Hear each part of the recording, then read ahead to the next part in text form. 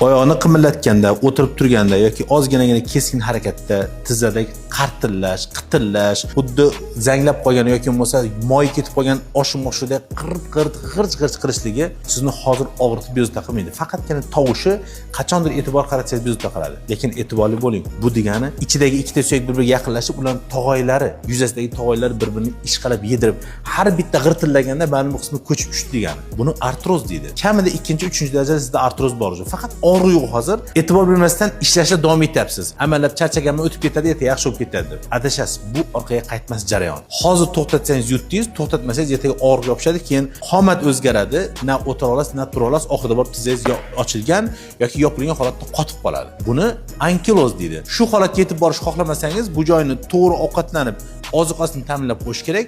Undan keyin buni davomli ravishda to'g'ri ishlatib, o'zini yo'nalish bo'yicha mustahkamlash kerak. Shundagina sonning oldidagi mushaklar mustahkamlashadi, tizzadagi muammo birdan yo'qoladi. Agar sizda ham xuddi shunday muammolar bo'lsa, demak yaqin kelajakda tizzadagi og'ir darajada harakat cheklanishi va og'riq kutyapti. Undan